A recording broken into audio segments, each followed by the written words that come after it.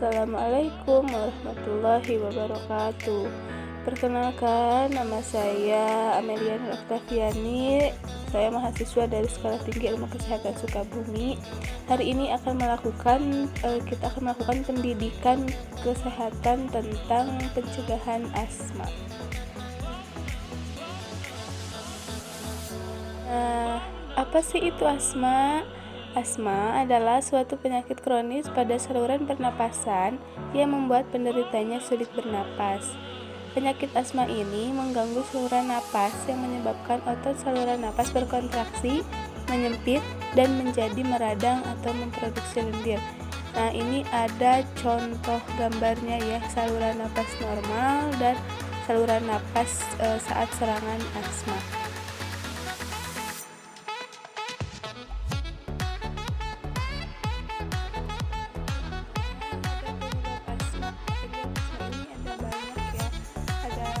Kerja berat, ada serbuk bunga, serangga, bahan kimia, udara dingin, spora jamur, debu rumah, asap rokok. Nah, merokok atau asap rokok ini dari sebuah penelitian yang dilakukan oleh Partners Asthma Center mengungkapkan asap rokok dikaitkan dengan peningkatan risiko asma, mengi, infeksi saluran pernapasan, dan kematian akibat asma.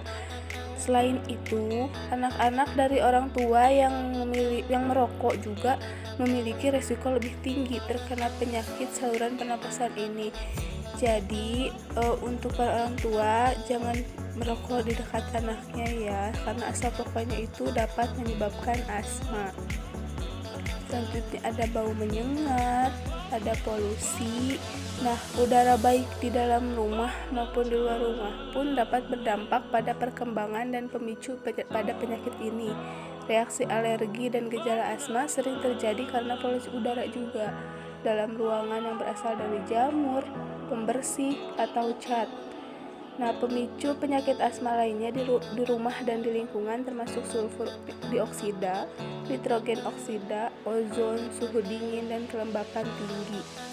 Selanjutnya ada marah, ada stres. Kita juga tidak boleh stres. Nah, orang yang mengalami stres memiliki tingkat asma yang lebih tinggi. Peningkatan perilaku terkait kondisi ini selama stres yaitu merokok. Mungkin menjelaskan kenapa hal ini berkaitan. Selain itu, respon emosional termasuk tertawa dan kesedihan juga memicu serangan asma. Jadi jangan tertawa terlalu berlebihan ya. Jadi itu dapat menyebabkan asma juga. Ada juga bulu binatang. Ada juga faktor keturunan ya. Jika orang tua menderita asma itu lebih mungkin untuk mengalami penyakit yang sama di kemudian hari. Beberapa gen terlibat dalam bagaimana sistem kekebalan merespon alergen. Selanjutnya itu ada tanda dan gejala asma. Ada beberapa ciri asma seperti sesak dada, batuk, terutama pada malam hari atau dini hari. Napas pendek, mengi, kondisi yang menyebabkan suara siulan saat menghembuskan napas. Jadi nanti itu biasanya suka ada suara ngik gitu. Terus ada juga gelisah kan, ciri-ciri asma itu. Serangan penyakit ini dapat terjadi secara tiba-tiba dan dapat mengancam jiwa. Orang yang menderita asma parah mengalami serangan pernapasan lebih sering. Pola dalam gejala asma penting dan dapat membantu dokter membuat diagnosis. Perhatikan kapan gejala ini terjadi.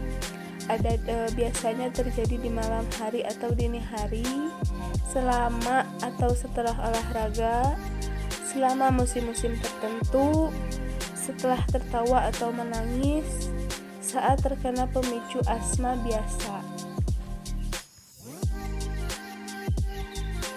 Selanjutnya itu ada pengobatan asma. Yang pertama ada obat asma. Obat asma ini dapat bekerja dengan cepat untuk menghentikan batuk dan mengi dengan cara mengencerkan lendir saluran napas dan membuka otot jalan napas. Konsultasikan dengan dokter untuk mengenai dosis dan pemakaian obatnya ya. Biasanya obat ini diminum sebagai pengontrol gejala dan tidak digunakan ketika gangguan terjadi. Yang kedua itu ada inhaler. Inhaler dapat digunakan sendiri di rumah. Penekanan tombol inhaler sebaiknya dilakukan ketika serangan asma dan usai membuang napas.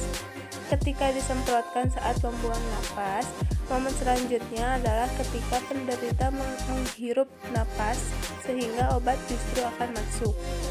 Jika disemprotkan ketika menarik napas, penekanan tombol bisa saja terlambat dan justru malah terbuang. Yang ketiga itu ada nebulizer untuk asma. Cara mengobati asma berikutnya ini adalah menggunakan nebulizer. Nebulizer merupakan suatu alat untuk memberikan obat uap ketika seseorang mengalami serangan gangguan pernapasan. Nah, alat ini dapat mengubah cairan juga. Yang keempat itu ada mengendalikan pemicu. Apa yang membuat gejala asma timbul?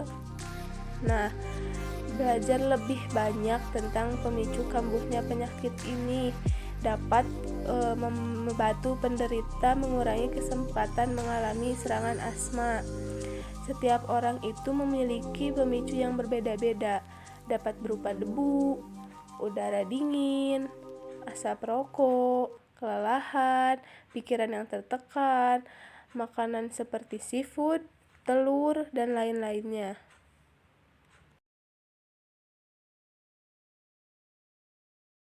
Ada pencegahan asma di lingkungan rumah. Yang pertama itu ada menjaga kebersihan tempat tidur.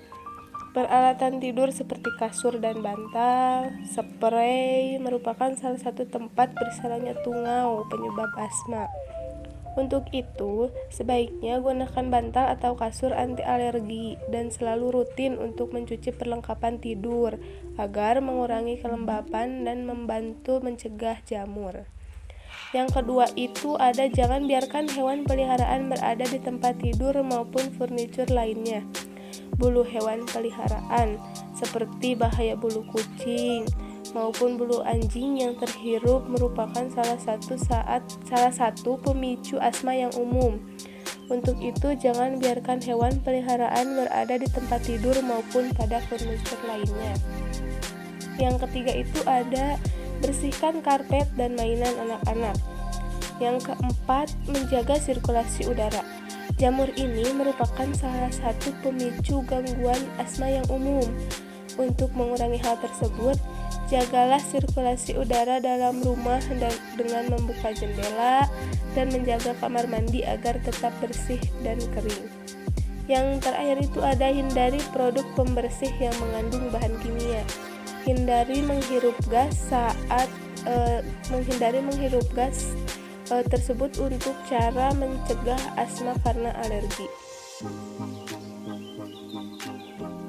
Pencegahan asma di lingkungan kantor.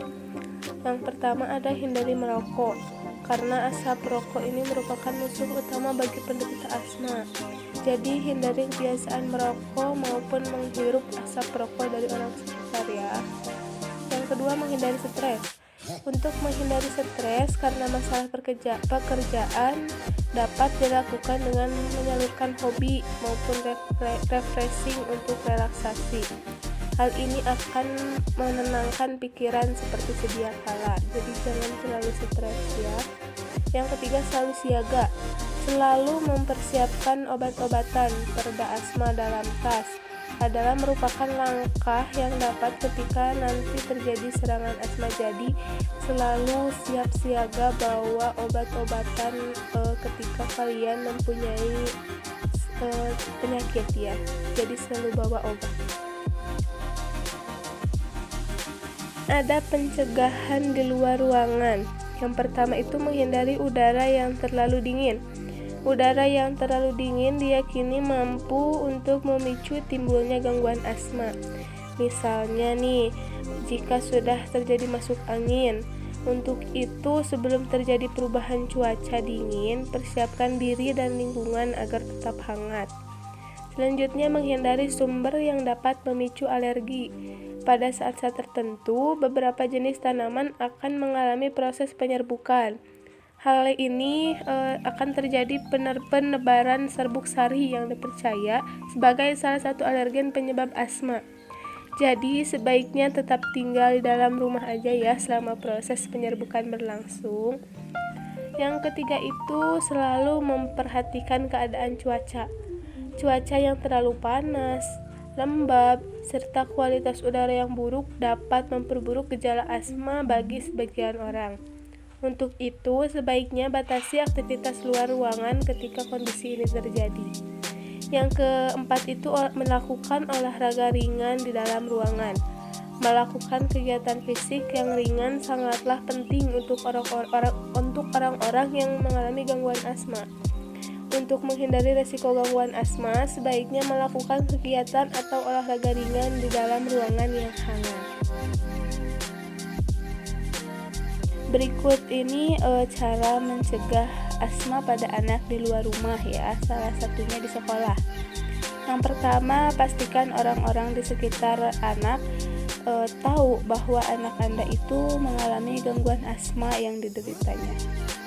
Hal ini bertujuan agar saat nanti anak mengalami gangguan asma, mereka tahu apa yang harus dilakukan sebagai tindakan pertolongan.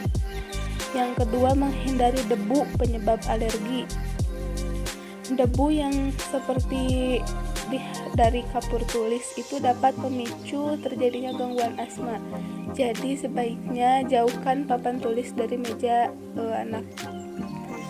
Yang ketiga itu pastikan obat-obatan maupun peralatan pereda asma seperti inhaler selalu ada di tas ya. Jadi untuk memberikan pertolongan saat serangan tiba. Pencegahan agar tidak terjadinya asma. Yang pertama itu menjaga kesehatan dan kebersihan. Yang selanjutnya olahraga teratur.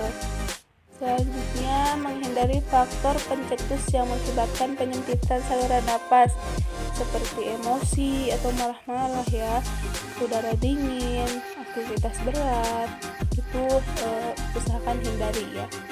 Yang ketiga, yang selanjutnya itu ada hindari faktor pencetus yang menyebabkan peradangan seperti infeksi saluran pernapasan akut, alergen, zat kimia, dan asap rokok. Selanjutnya mengenal gejala awal serangan asma dan selalu tersedia obat. Yang terakhir, selalu minum air putih sebanyak-banyaknya ya. Itu dia pendidikan kesehatan tentang pencegahan asma dari saya. Semoga bermanfaat. Terima kasih. Wassalamualaikum warahmatullahi wabarakatuh.